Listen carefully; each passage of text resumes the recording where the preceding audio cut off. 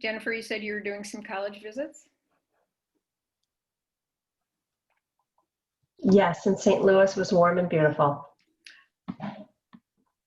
And distinctly not snowy.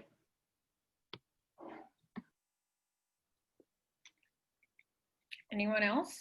I'm trying to remember. I can't think that far back right now. What I did last week. So. Well, let's just do a quick, I did start the recording for folks who want to join us through viewing the video, but let's just do a quick round of who's here today. So again, I'm Susan Walker, in part from the University of Minnesota. And I choose Susan Summers. Susan Summers from St. Paul. And who do you choose? Oh, I have to choose. Yeah. Sarah Hardy. Oh God. Hi guys, I'm Sarah Hardy. I live in Edina. I used to work for Edina. Doing my own thing right now with a company I started called Generations Parenting Support, GPS.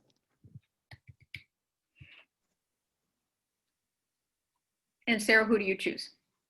I forgot to choose somebody. I choose Shelley Doran, my former colleague. I'm Shelley Doran, parent educator in District 196, which is Rosemont, Apple Valley, Egan. And yes, I did work with Sarah for many years in Edina. And I choose Joy Walker, who I used to work with over there as well.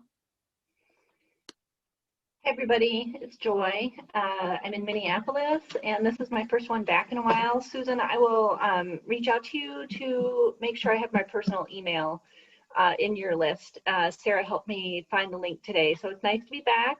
And I am currently looking for work in parent ed, so if you hear anything, let me know. And I choose Elizabeth Hodacek. Hi, everybody. I'm Elizabeth Hudacek, and I'm with St. Paul Public Schools, a parent educator. Good to be here. Thanks, Susan Walker. And who do you choose, Elizabeth? Oh, sorry, Chris. Hey, Chris. Hi, I'm Chris Pizzetta, working for St. Paul Public Schools now as a parent educator. So, and I will pick Ellen Hafner. Yes, hi, I'm Ellen. I am a parent educator in Northfield, and I pick Carrie. Hi, I'm Carrie Yuso from St. Cloud Area Schools. I haven't been on one of these since last spring, but I've been watching a lot of the recordings, so thank all of you for that. And Susan, you said that Chris was responsible for you being here. Elizabeth Hudacek. Hey, I don't Carrie. know. Do you remember me? Oh my gosh. Joy, I remember you. She's the reason I'm in this field. You're in my heart. It's good to see Many you. years ago. I will pick Trina. Did you go yet? I'm Trina Olson. I'm in Prior Lake Savage Schools, parent educator and early childhood. Glad to be here today. And I pick Cindy Snow. Thanks. I'm PE in St. Paul. Thanks. And I pick Meg Ducey. Meg Ducey has her mouth full right now. Hi. Sorry, Meg. That's okay. I was expecting it at some point, but at the same time, very hungry. I'm Meg Ducey. I'm an early childhood for St. Paul ECFE. And I choose Alicia Ronquist. Hi. Hi, I'm glad to be here. I'm Alicia Runquist, early childhood teacher in St. Paul Public Schools. Yeah, I choose San. Sam, St. Paul ECFE, parent educator. Okay, I'll choose Julia. I'm Julia. I'm early childhood educator in Inver Grove Heights. And I choose Christy. Hi, I'm Christy Hansen, parent educator, teacher on special assignment in Rosemont, Apple Valley, Egan. And I came on later, so like wave your hand if you haven't been chosen. Greta, you're up.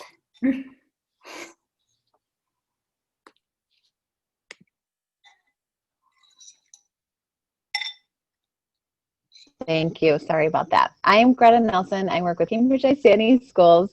I am a parent educator, and I pick Nikki. Nikki, you haven't gone yet, right? Okay. Hello, I'm Nikki, and I'm in Robbinsdale Area Schools, and I picked Barbara. Hi, everybody. Barbara Cart, parent educator and ABE ELL instructor in St. Paul. And I pick Lori.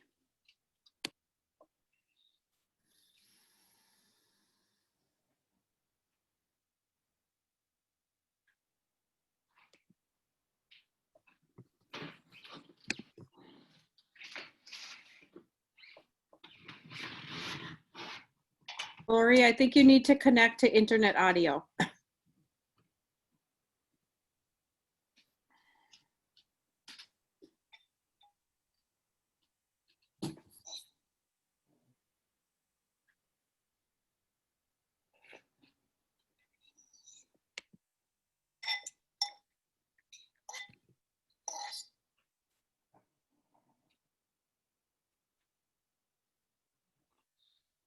That's okay, Lori. You can if you can introduce yourself through chat as well, if you'd like, and type in your intro there if you'd like.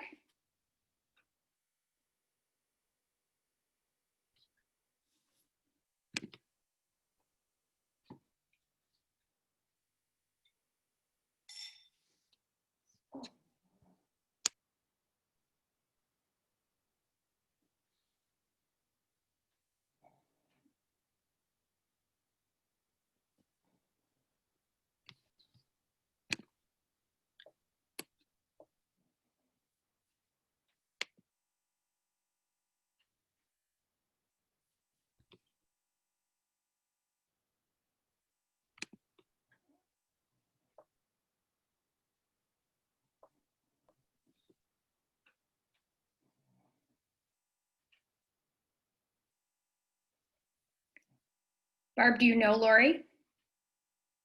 I don't. Oh. I was just choosing somebody I didn't know. Lori from Mankato. Okay.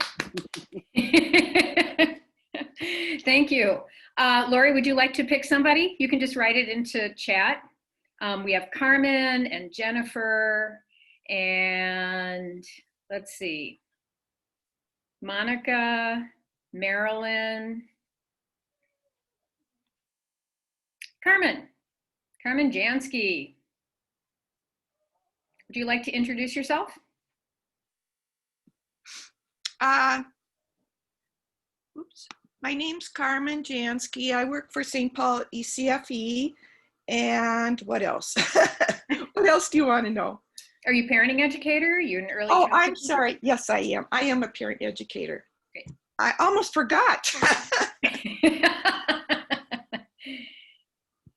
And who do you choose? What? Did Cindy already go? Cindy did. Monica didn't. Monica, please. Hello, everyone. I'm Monica Durgan, and I work as a parent educator for St. Paul ECFE. Great. And I pick, who didn't go? Wave your hand. Jennifer. Jennifer.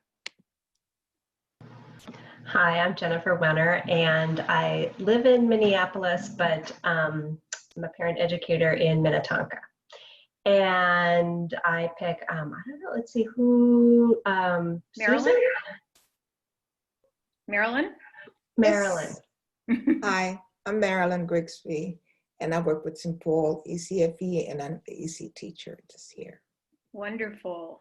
I think we get everybody? I think so. Well, again, it is just fabulous to see everyone. So it's almost the end of October. I know it seems like the end of December. But I asked my students the other day, a crappy to happy, on how they felt about the snow. And they were, I had a few people really happy. One kid, because he went out hunting and was happy because he got his limit of geese. And another one of my volunteer things is I've been volunteering at the wildlife rehab center. So I said, oh, okay. So like I get them, we fix them up, we send them out, and you shoot them. So it's all the cycle of life. I get it. So anyway, so here we are at the end of October. How is it going?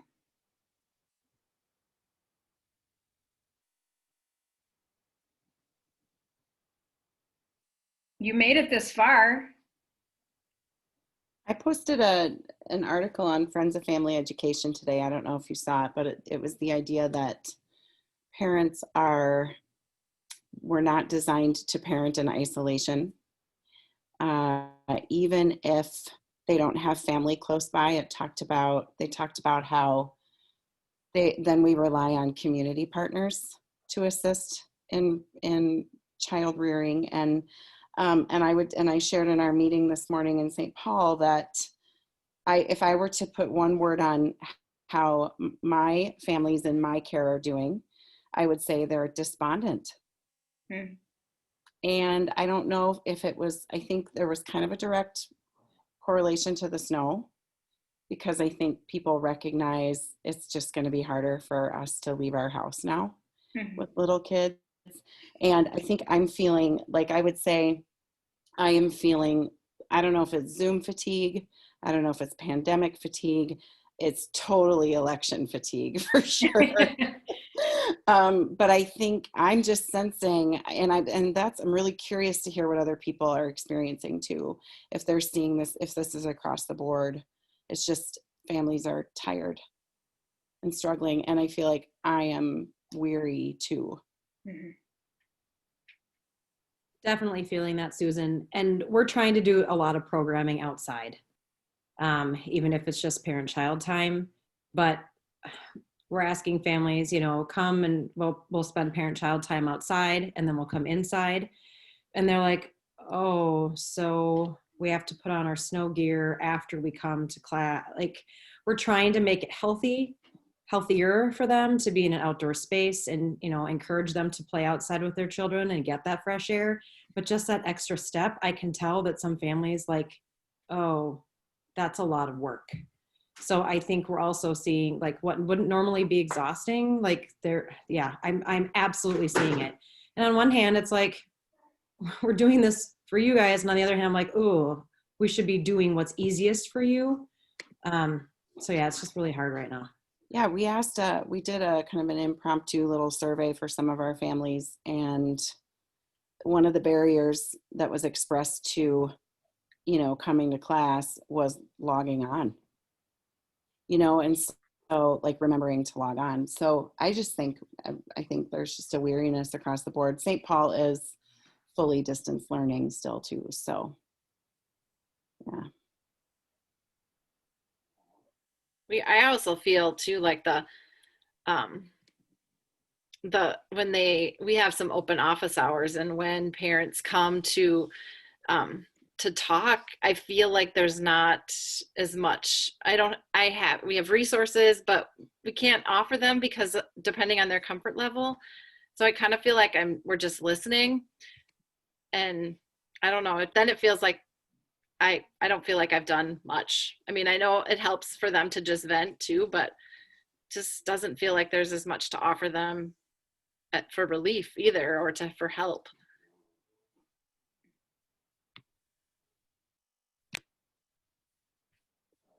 How do the hours work? You just like a drop-in video chat? Yeah, we just have I use my personal meeting room on Zoom, and so that link is available on our website for parents, and then there's just certain hours that I'm on with it.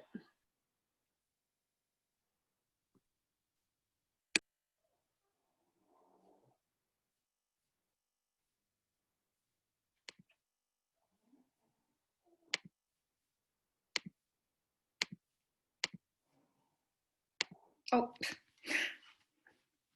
sorry, I was trying to get the link for. Can I ask a question about Julie? So the link, Zoom link, is posted on your district's website, ECFE website? Yeah, on our, so like there's like calendar events, and we have it posted on there, and then the times are also with it. And then they're also, when they registered, they didn't have to register for the class, but they could, if they wanted to, register for an office hour. So it was in the registration too.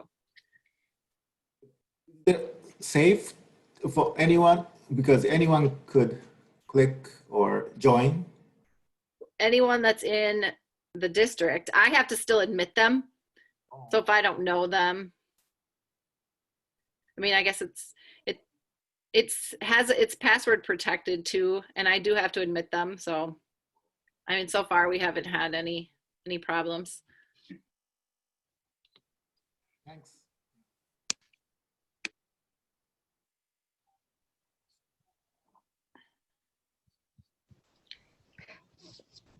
How are Speaking you? of, Oh, sorry. Go ahead. I was just going to say, speaking of fatigue, my boss just 2 days ago said, I feel like I'm on Alan's game of whatever that show is, where you stand at the top and you're just waiting for the bottom to fall out. And that constant alert is making her just exhausted. And I'm wondering if that's not what a lot of us are experiencing right now. Just the always having to be aware of when the next thing might fall, or when the next thing will send us falling, and working hard to help parents who are in their situations too. It's hard to know where people are at, so it's hard to know what to provide resource-wise. Julie, I think that's really, really critical. I think there's a lot of just unknowns, and that uncertainty creates a sense of instability. I would agree. That's all I was gonna say. Yeah, and sorry I got dropped off. I think my computer's tired too. I mean, after 9 Zoom classes in 4 days, plus meetings, but yeah, I think I feel like I'm really having to be a little bit of a cheerleader with parents, and I really noticed the moods drop with the snow. And I think it's only going to get worse going into winter. You know, encouraging people to get outside, and I wish we had some outside options. We're talking about that now. Maybe, well, not even an outside option, but starting some classes up. But yeah, I just wonder if the moods are a little better with the parents that have that option, the ones that are attending the outdoor classes. I don't know. Yeah. Well, and the issue that we're having, I mean, we were doing everything outside. I was doing parent time outside, which I'll tell you has its issues. Like I was like, I use the whiteboard all the time. I don't have a whiteboard out here, you know? But now it's too cold for parents to sit outside. So we have to come in the building, and we've had 2 COVID cases in our building. And so parents now are like, where were the COVID cases? And I'm like, I don't know, or I can't say. If I do know, I can't say. You know, and I just assure them, if it was in our program, close contacts would be contacted. But I think as cases go up, and then as holidays, you guys, I'm fully expecting parents to drop out 2 weeks before Thanksgiving, because they're going to probably go into a quarantine so they can have Thanksgiving with family. And that, you know, we end the first week of December. So I think if any of you are going, you know, farther into December, you may start seeing that too, because families are talking about that. So if they're all, I mean, and I know a lot of you are virtual, but for those of us who do have some families in person, they're already thinking about the holidays, because they're already concerned. Like we were able to sit outside, and now look at it, you know? So I feel like I have to, and I was going to go back. I don't remember who said it. I think Julia, it was you. I feel like I have to give myself grace, and that I'm not going to be able to meet everybody's needs. Like back in spring, people were like, I really felt like we spent too much time checking in with everybody and seeing how everybody was. I really wish we'd spent more time on topics. Okay. But then if I'm going to talk about temperament, but you can't process because your husband just lost his job, or you've been furloughed, or you have a family member in the hospital, you can't talk about temperament. And you know what I mean? So I think being a cheerleader is a great way to put it, Cindy. But also know, like let families know. I say at the end of every email, let me know if you need some one-on-one time. That's exhausting for me, and then finding time on the schedule to do it. But I just feel like we have to keep the door open constantly for them to come to us if they have an issue. So again, I got dropped off, but it sounded like, was it Julia was saying you just stay on and then in a breakout room with someone who wants to meet then, or you? Right. And so then they can just drop in and be there. And I mean, it's not, we have a lot of regulars that come, so it's not hitting a lot of new people, but you just keep telling myself that it's a safety net and it's there and it's not forever and I can do it. But I mean, because we go back and forth then, oh, maybe we should put a class there, maybe we should do this, but there's no way to please everyone. And I just feel like it needs to be there in case. And it makes me feel better that it's there for parents. Instead of trying to change our schedule all the time, because I seriously feel like people are burnt out, and it doesn't matter what time of day we have a class, they can't right now. Right. Thank you, Julia and Ellen too, for that. Hey, you guys, I've been doing some online classes, leading some online classes, and I do a number of classes that support parents of kids K-12. And one of my best resources is Lisa D'Amour, who has a great podcast right now, Parenting in a Pandemic. If you go to here, I'll put this in the chat, but in a couple of different places, she has reminded me, and I've been able to remind parents that the definition of mental health is not feeling calm and happy all the time. It's having the appropriate feeling in the appropriate situation and being able to cope and be resilient to that feeling over time. Does that make sense? I didn't put it as good as she does, but I find that really helpful and reassuring to people. Like, of course, we're down. We would be worried if we weren't. We would be worried about a parent who is happy-go-lucky. We would be worried about ourselves if we were like, oh, everything's fine, because it's not. It's really hard. So I think just hearing that from her, I just keep reminding myself about that. And this should feel hard because it is.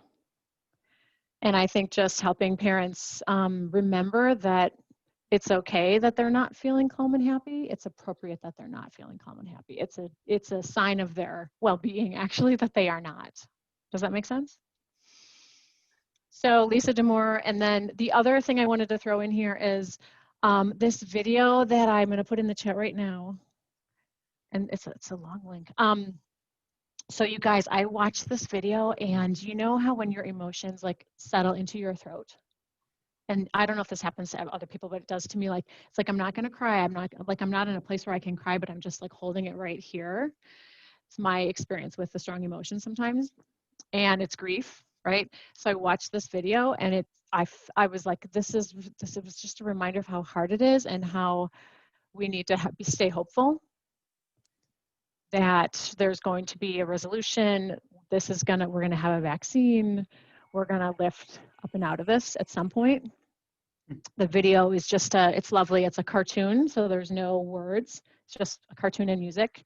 So it can be any language speaker or whatever, just about kind of how hard it is, what we're doing right now, and how great it's going to feel when we ultimately do have a resolution with the vaccine. And I don't know if that's 6 or 12 or however months, I don't know, but I just found it to be a really moving video and it was a reminder of how that it is hard and that we have to stay hopeful. So that's what I got. To kind of tack onto that, Sarah, a lot of my parents have been saying, oh, my kids are so sad, they can't do this, they can't do this, they can't do this. And I said, that's okay, because it's not our job to make our kids happy all the time. That's right. And it is our job to make sure that we say, oh my gosh, that stinks, doesn't it? That's right. So I'm just reminding them constantly that it's not your job. And I don't know who said this, and maybe somebody here knows, but you are not a cruise ship director. It is not your job to make everyone happy on the Disney cruise. Right. And so to acknowledge, yep, this sucks. I'm sad too. And then to put, I told families to get a jar, and whenever they say, I want to, I wish I could, you know, they put it in the jar, and it's their after COVID bucket list. And so I've had a lot of families doing that, and they're going to expand on it for Thanksgiving. So just kind of, I feel like I'm saying it every week to every class. And I'm like, sorry if I said this last week, but it bears repeating. That happened yesterday too. So that's good to hear, Ellen, your strategies. Because I had families in a class yesterday and they're like, our kids are so bummed out about the holidays. Like they were just talking about the grief their kids were feeling about, you know, they're not going to see their cousins and they're not going to do all that. So I think that's a great idea. So I'm going to steal that from you. Can I share one thing I have been doing this year? It's kind of interesting reactions I got from parents. So have you ever heard an expression called like mixed feelings? Have you ever heard, for example, my daughter, she's adult now, but when she went to college, I had a mixed feeling. I was, yay, like, yeah, finally she's going to college. But also at the same time, I felt so sad because she was my first child, you know, my princess. So it was just so sad. I was crying, but at the same time, I was so happy. I don't know, is that only me or have you heard a similar? So my question to my parents, they said, yeah, why is that? Why is it possible to have those conflict feelings simultaneously? Why can't we have those, you know, opposite sometimes? Not always, but why is that? I'm putting this in the chat, but there's a book, it's a kid's book, and it talks about that. It's called I'm Happy Sad Today. It talks about how you can have both feelings at the same time that they're not even anywhere near the same. Yeah, you know, San, I like that. We've had a lot of those conversations this week as well. And one of the quotes, and I'm going to butcher it because it's not in front of me, but it was like one of those, you know, Facebook shares that just kind of hit home. And it talked about the finding balance between grief and gratitude. And the idea is that we really need both. And so if we are overpowered by grief to the lack of gratitude, we become bitter. If we're overcome by gratitude and we're not feeling the grief, we become saccharine. And it's sort of the idea that we need to be able to feel both at the same time. And I was sharing this with a family yesterday, and the mom was like, yeah, in fact, it was a drop-in, and she came and she was just needing to connect. And she said, I've heard it like dark chocolate. You know, like when you bring that bitter and that sweet together, you get this really rich, kind of this rich product. And so, you know, it's just the same way we've been telling families that their children need to feel all the feels. You know, I've been working on emotion coaching with toddler families this week. And the reality is we all need to feel all the feels and kind of ride those waves of, you know, fear and sadness and despondence and gratitude and exhilaration and all those things. So.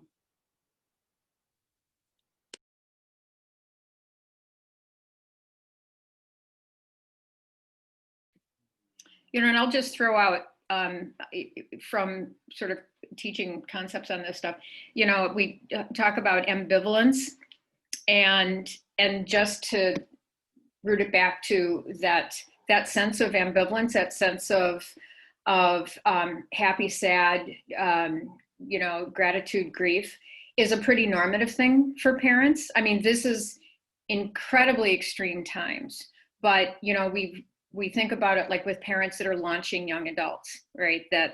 And so I think I really appreciate, Sam, you're bringing it up because it's a normative experience, but it's very confusing. And I think what happens a lot of times is people can get reinforced for one, but still feel the other. And so then then it's just like, well, am I wrong? like, you know, they're sort of like, my kid's going off to college. Like everybody that I know is like really happy about it. And I feel like my world is ending. Like, am I alone in this? So I really appreciate bringing it up because it is that ambivalence is such a normative part of parenting anyway. And then on top of it, what people are dealing with now is just, man, massive.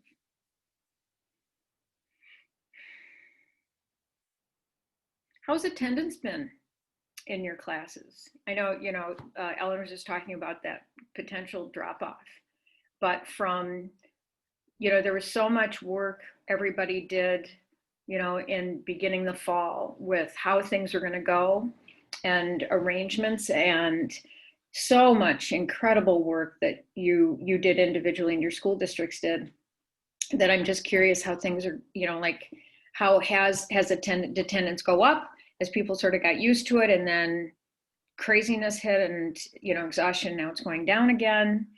How, or has it changed with being outside and then having to be, you know, figure out new arrangements? So we're doing a hybrid model, and my attendance has been pretty steady. People that are supposed to come on their days come, and the other people Zoom in, and it's pretty much, you know, not dropped off yet. No, I'm worried about November, but yeah, it's been fine for me. I don't know, Chris, we're in the same district, same with you? Yeah, I had a no-show early in the semester, but otherwise people have been coming and even saying like, oh, is time up already? Do we have to go? Yeah. An hour is not long enough, but it's what we have, so. Because this is a different screen. We're doing small in-person classes, and attendance has been pretty good so far, but you know, when you have a class of 4 and 1 or 2 people miss, you know, it feels pretty small. But I have one class just for preschool families, and this is why I was hoping to circle back just for a moment to ask Julia what she's doing for her drop-in.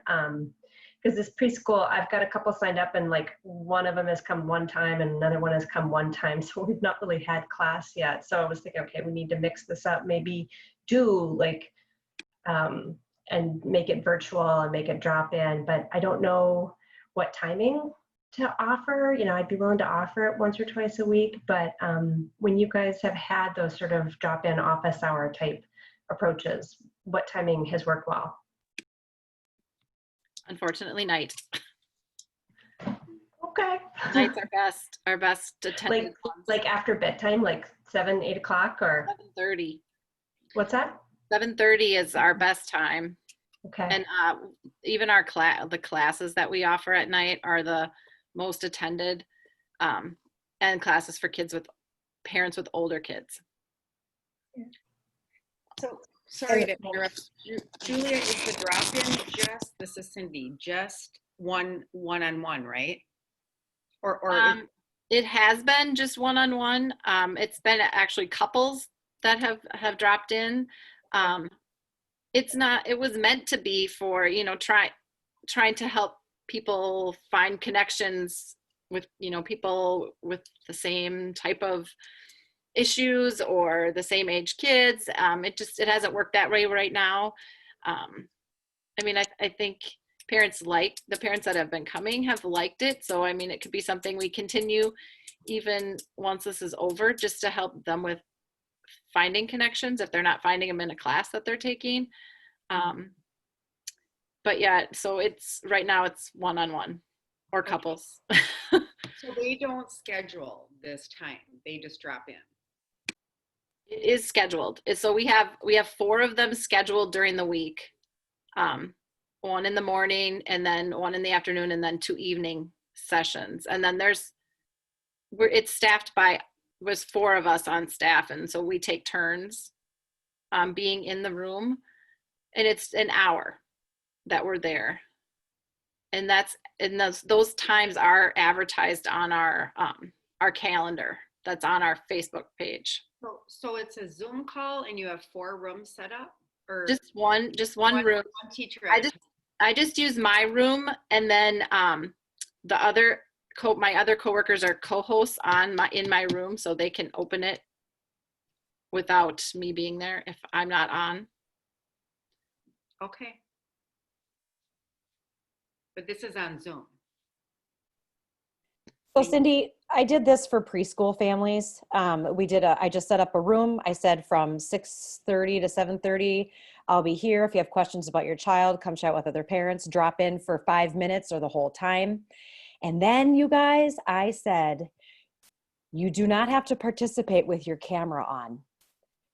I had 4 families attend, and do you want to know how many of them turned their camera on? 0. 0. It was really awkward for me because that's the first time I've been like, are you there? I don't know. I see you. But yeah, they muted themselves. And I could tell when they unmuted, they were like, I could hear scuffling around in the background and kids, yelling at each other and whatever. But I think they were able to I think they were just carrying me around with them. And they all actually fell off the call. I think it was 6:30 to 7:30. And at about 7:15, they were like, we got to go. It's bedtime. But they all participated. They all asked questions, either unmuting themselves. One parent never unmuted and just put everything in the chat. So it was really interesting because I had to be like, oh, Jonathan, thanks for your question. That's a great question. And then I would answer it. And I was like, does that answer your question? You can go ahead and put that in the chat if it did. So it was definitely awkward, but I'm telling you, I think they liked the anonymity. And the fact that they didn't have to be on camera to get support. So if you have not had people showing up, put that in your description because that's a great idea. I was like, whatever, we'll just see what happens. Oh, even nope. for a regular class, just where we haven't had people show up.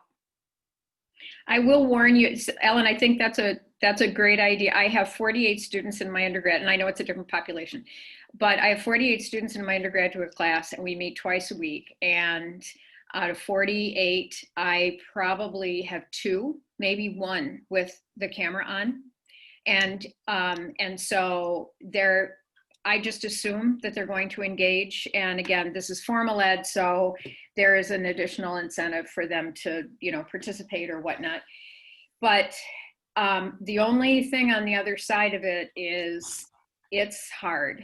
If you get all of your little boxes, like right now I'm looking at my screen and there's like 4 boxes that are black with white letters, right? But the rest of you, I can see faces and it's lovely, right? Or I'm watching Chris scuba dive and that's lovely, right? So, and you feed off of that. And so I say whatever brings people in and what you can engage over time. And I understand it from parents' side of it because especially, some of these students that I have, and I think for parents, if they're Zooming with in-laws or grandparents or other friends, or their kids are in other kinds of things, or maybe, and especially if they're working and they're on video camera all day for work or in meetings for work, is that they do get zoomed out, right? And there is that comfort of just turning your camera off because then, you can listen and you can engage in other ways. It's just an eye fatigue. Yep. Zooped. Yep. And so I've just experienced though that on the other side of it, it's hard. It just feels like you're just talking into a vacuum. Oh yeah, it was definitely weird. I didn't love it. But when I was done, I was like, well, they came. And then my coordinator said she's had families who are saying, can we do another one? So they must have liked it. So, okay. Well, and my thoughts, Ellen, thank you for bringing it up because we've been doing 2 during the day here and no one signed up for either of the office hours or our online parenting hour, which is a class. So up here, nobody's signing up for anything digital and nothing virtual. They want to be in person or not at all. And so I appreciate you mentioning the camera because here's my thinking. Get somebody there, get a little bit of momentum, something, then you can even refer to it. Oh, the other night when I was online or the other afternoon during my office hours, another mom had a question like that. And this is some of the things we thought about or something. You can gain you can use it as examples, right, to the other populations in the future when you at least get something. And then even what you were saying, Susan, I appreciate it, because yeah, you want to have their pictures, but maybe it's something you grow into, or another group does use it, or but I thank you for bringing it up, because that would have been my question. We've been doing it and offering it, but it hasn't been taking. So maybe a change of words, a little promotional. You know, and I am thinking, just like looking at Chris's picture, is because I totally agree with all of the comments about, you know, saving, you know, the, you know, if your Wi-Fi is slow, and, you know, about picture perfect families and eye fatigue and all of that. And so I think for those of us who are facilitating, it is just a matter of not looking into a black box, right? But if you're looking at even a picture, and so that compromise, you know, could also be just assisting families with how do you get your a picture to show. So, you know, like changing your profile so that, like Chris has here, so that you're at least looking at pictures of people. I mean, this is kind of the old school way we used to do it before video conferencing, you know, was, you know, we went from a text dialogue to share pictures of yourself or share pictures of your family, so that, you know, and then we had little avatars and icons, so that if you're looking at all of these words through a chat text back and forth, you also have it augmented with pictures of human beings, right? And then that helps a little bit too. And so, yeah, and or your Bitmoji, exactly. You know, and so it could be that a nice compromise is just helping people, you know, have a nice picture that they post. So you're looking at pictures and not little black boxes.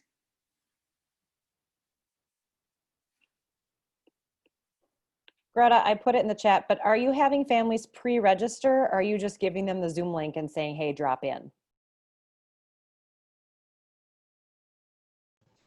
Just giving them the Zoom link, sorry.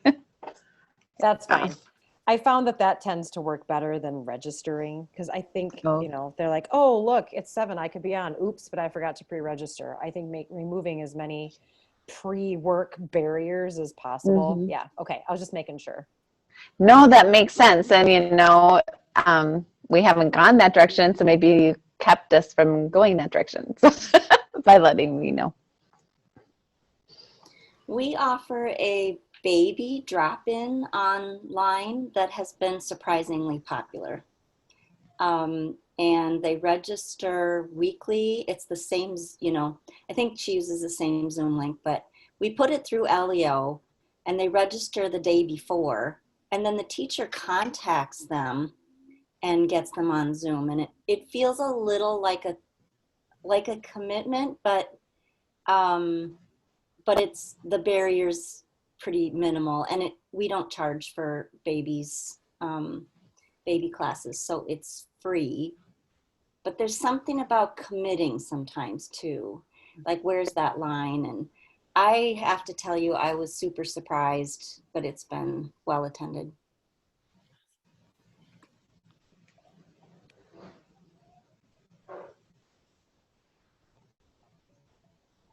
Well, thanks for that idea, Christy, because right now our baby class is the only one, our 3 to 12 month class is the only one not going.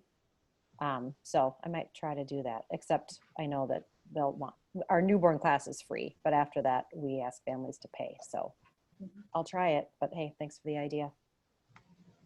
We've been doing our baby classes in person, but there hasn't been the numbers. That's the one area where the numbers have been low. Everything else has waiting lists, and we're kind of in that scenario trying to figure out what else we can do. But the baby classes have been down this fall compared to others. But I am assuming because they're being told to keep their baby home, which makes sense. We're We doing also have all online baby classes in St. Paul. And I started with the idea, and I'm the early childhood teacher, and yes, still in my bathrobe, and this is why sometimes we shut our cameras off. But I did 20 little circle times this week, and I went in it with the expectation that infants and toddlers would not be real engaged with online circle time, and I have been completely thrown aback by how they do respond to me. We tell them in the Zoom format when I'm reading the book and doing circle time to put it on speaker view so that they get a big picture of the teacher talking. And, you know, we're doing peekaboo and stuff like that and singing songs and just like, well, not quite like I normally would, but as best I can sitting in one spot. And it's actually gone really well. They're much more engaged than I ever dreamed they would. So there's that. And are parents there? Yeah, well, yeah, for sure. Okay. The babies don't get online by themselves. No. Oh, give them time. I just wanted you to know. No, no, they do, and we do offer early childhood drop-in times. I'm doing like a lunch bunch half-hour times of reading books and singing songs, like a morning one and then a bedtime stories one, and families are coming. They want those engaging ideas, I guess. So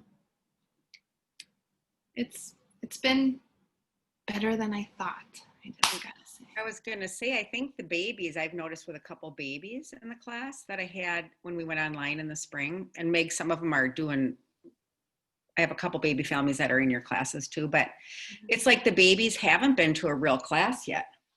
So they are used, you know, for good or bad, but maybe they're FaceTiming with grandparents or other family or whatever, and they're really tuned in.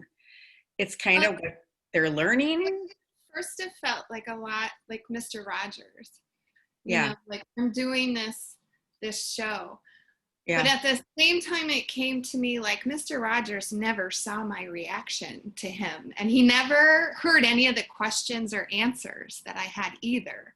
So in that respect, it's so different. It's not the passive learning that I, you know, assumed the distance learning would be at infants and toddlers. So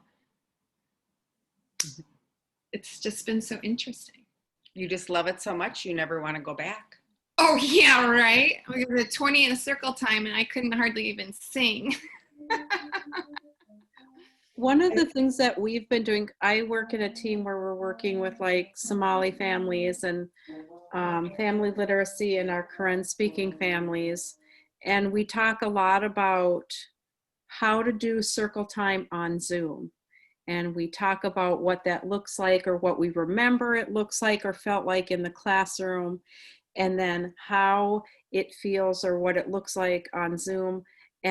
But really putting an emphasis on how, even though we're physically distanced from each other, we can still have that social learning aspect with, you know, interaction from each other on the screen, but really promoting that families sit with your kids. Don't just prop the phone up or have the device, put your kids sitting down and then walk away. Sit with your child just like you would in a normal circle time.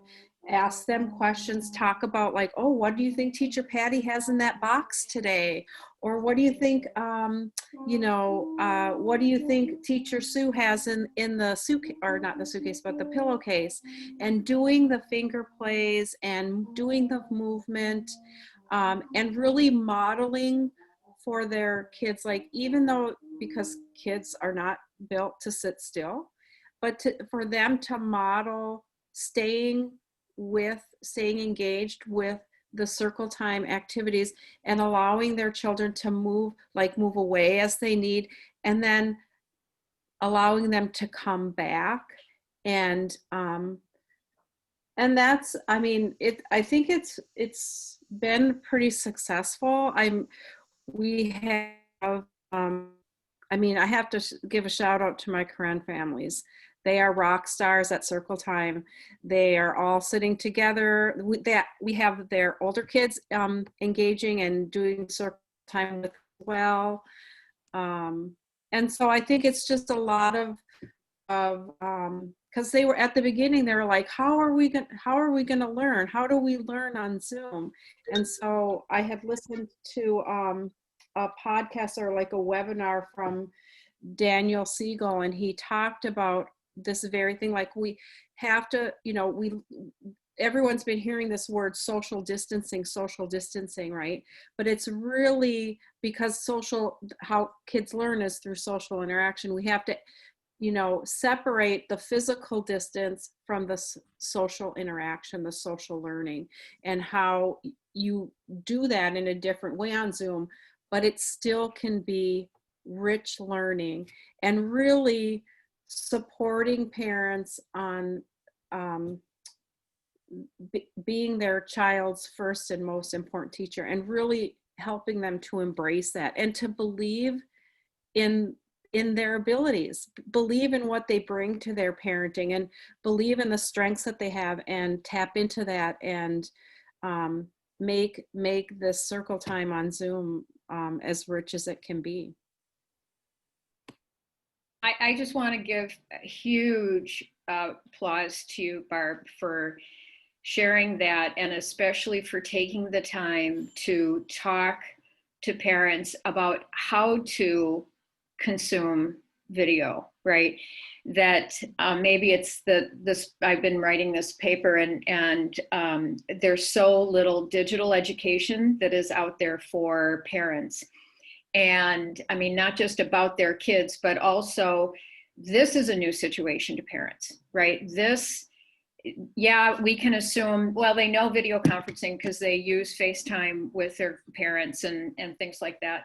But how they continue to learn, sort of transfer this idea of, I knew how to engage when we were in the classroom. I'm not sure how I'm supposed to do this now that we're in Zoom. And the fact that you are taking the time to make that a part of your facilitation with parents, I think is so respectful of their need, a need that many, I'm glad if they were sort of vocal about it to bring it to your attention, but it's just one of these things that we're all so overwhelmed that we just sort of slip into, okay, how am I going to do this, right? But this is so new to parents on how they're supposed to engage. And also, part of the reason that I was asking about, with Meg about, if parents were there with the toddlers, is that unfortunately, and I know these aren't your parents, you guys, but unfortunately there are a lot of parents that will park kids in front of screens, right? And that can see it as, this is my time off. And again, no judgment, it's just how parents have to survive. And I think something that is missing is we make this assumption that they know what they're doing, right? I mean, how much have we really talked to them, though, about being with their children when screens are present, interacting, like if there is somebody coming through, to be present with your child and interacting, and because the American Academy of Pediatrics, and like this is global, recommend like 0 time for anybody under 2, right, in front of a screen. And yet, the average amount of time that kids under 2 spend with a screen is like an hour. And so there is a disconnect there. And so I'll get off of my little soapbox here, but I just really want to thank you, because increasingly, I think a role that we're having as we're using these new technologies is to also assist adults with how you use them and be a learner, right, in a way that you are comfortable with, help your children be comfortable with. It's not going to be perfect, but you are feeling distant, but there still is a lot of good emotion. There's still good, there's still all these senses that we can employ when we are interacting. So thank you, Barb. And one of the exciting things that we get to do with the team that I'm on, we work with family literacy and the language specific classes, is we have a couple of grants that I applied for that allow us to purchase books for our families. So what we're doing for the families on our team, and I can't speak about the other teams in St. Paul because I'm not a part of them, but we are putting together home learning packets. And so each month we're sending families books and materials and activities and song cards. And some of that will be in English, and then some of that is translated depending on the class, like either in Karen or Spanish. And then what we're doing is during circle time is we're going to be using those materials that they're receiving at their home. We're going to be using the same books and materials during our circle time. So what I'm excited about is that, and what I think about when we think about digital learning, and I talk to families about is there has to be like a transfer of learning. Like you can watch like an ABC video with your kids or do an ABC app. But to make that learning meaningful, you have to take that two-dimensional experience and bring it into their three-dimensional world. And so I'm really excited that we are able to facilitate some of that transfer of learning and then put it in the hands of the parents and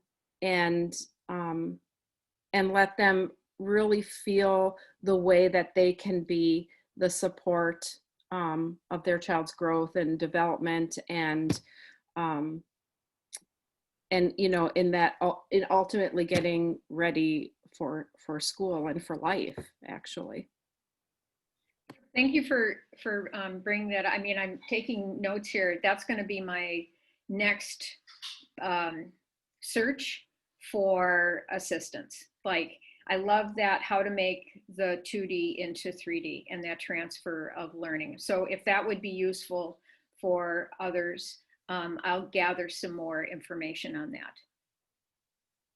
Thank you. Something that goes along with that, Susan, that I heard from, I think it might have been Forest Lake or White Bear Lake, I'm not sure. They have a class, it's called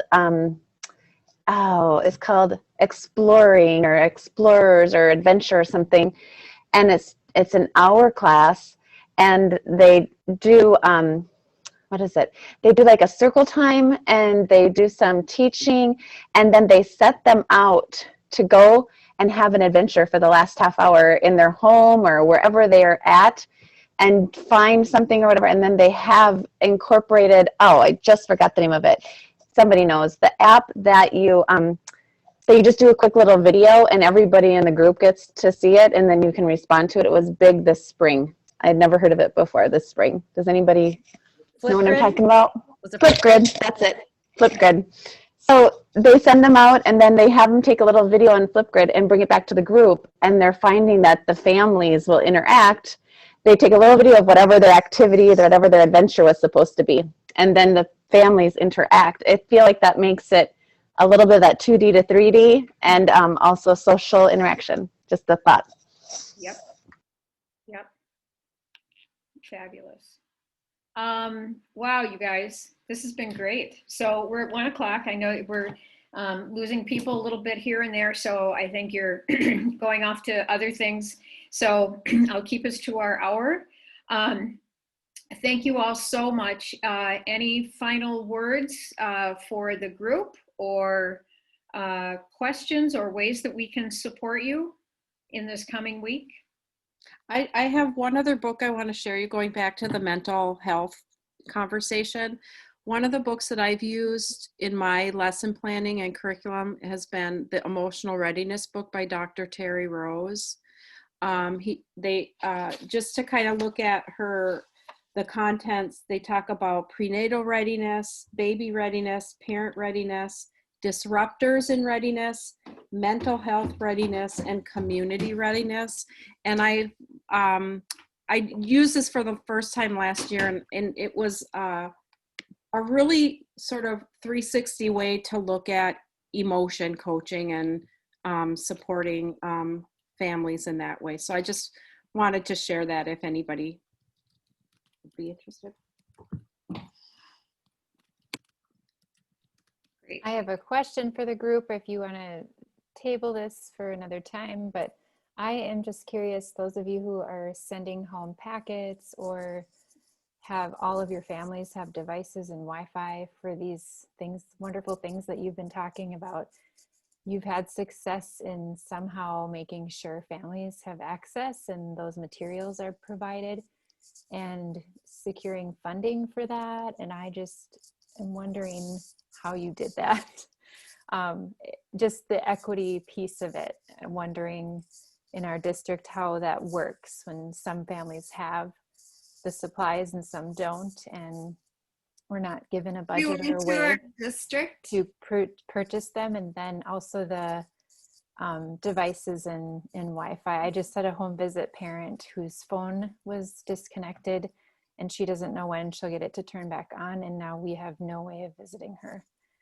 She can email every once in a while if she gets Wi-Fi, and that's it. So I'm just curious if you have any ideas or if your districts have just been really supportive in providing all of that for distance They learning. have been, because we started distance learning right away in the spring last year, and we kept bringing that up. Now we're kind of squeaky wheels about that in ECFE with our district, and that the district as a whole was providing devices for students.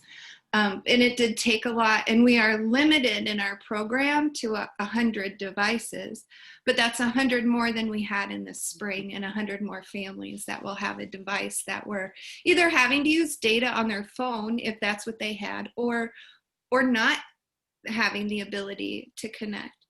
So, and with the funding for the budgets, I mean, it came out of our ECFE budget to do that. And we've only planned distance learning this year. So the beginning of the budget was planned for learning packets.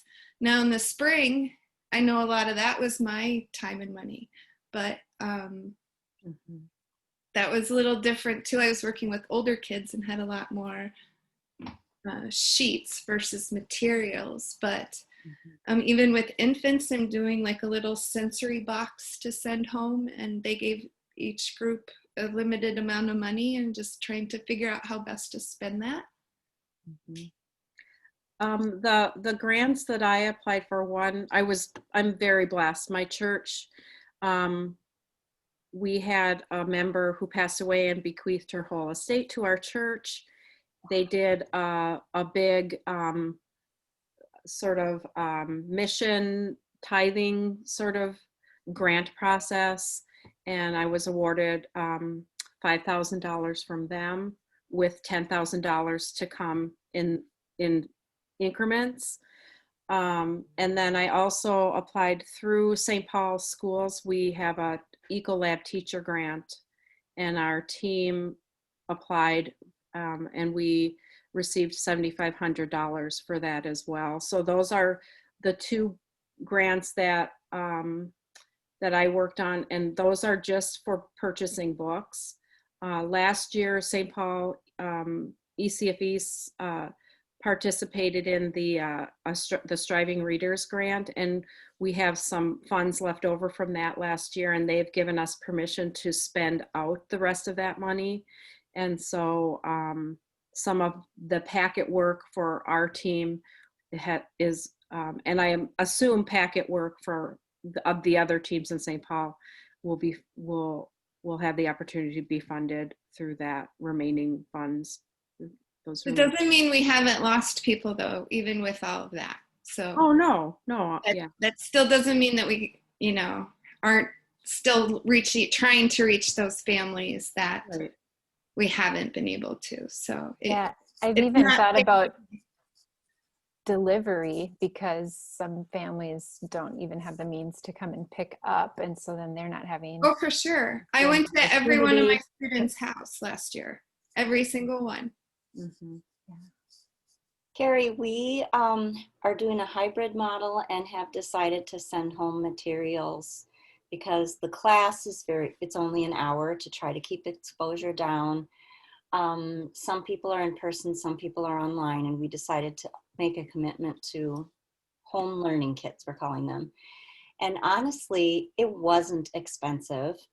You know, when you think about the simple things you do in class that that are effective, and we're not using nearly the materials we would have in person, and so we're just using the money that we would have used if we were doing these projects or these activities in person and just sending them home. And we're fortunate that we have teaching assistant support to organize those materials. But it's worked out pretty well. I think families like them, don't you think, Shelley? Yeah, I mean, our experience is it's gone really well. So like they'll send a Play-Doh packet home with each child with like an explanation of what you're doing with the Play-Doh and what its purpose is. And so those are for the families that are at home that week. And then the families at school that week will be playing Play-Doh as those people Zoom in, and then they're playing Play-Doh at home with their parent. And then the teacher's kind of facilitating, some conversation around what they're doing. And it's just it's been really positive. And like Christy said, I don't think it's been like a giant expense because it's simple activities, but just with a purpose to extend the learning, because we only have that hour. And I think it's gone well to connect those families. And then the next week, it'll be the opposite. So those people that go home from school will have the learning kit for the next week. So we haven't had to do the dropping off at their houses. Sometimes they've had to come and pick stuff up. But I know that in the spring we did a lot of drop off at people's homes. So it's worked out. And our family literacy program, we have supported materials through our foundation. We have a foundation that parents raise money for. And then also we're connected with our adult basic ed program that seems to always have these great resources. So they're sending home devices with families that need them in our family literacy program, and that has been a lifesaver.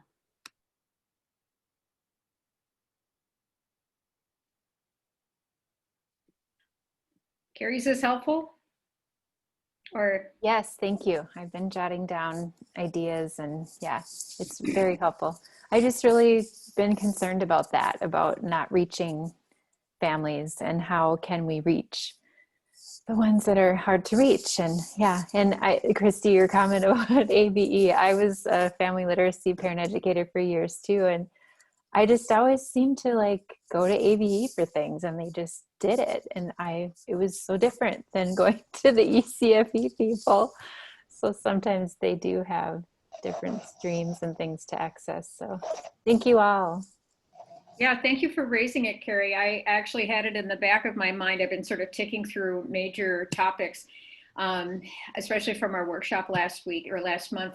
And equity, of course, is one of them, equity and access. But there is part of me that's just like, oh, they're all so overwhelmed. I'm not going to bring that up too. So I'm really glad. I'm glad that you did. And of course, it unearthed so many creative things that, are going on. And the idea too of collaboration, right? I mean, in connection with ECFE, with other agencies that are reaching the same audiences, right? And so how that might be possible. So good. So thank you, everybody. I hope you all have a wonderful week. This has been fabulous. And we'll meet again next Friday. Hi, everybody. Bye, everybody. Bye-bye.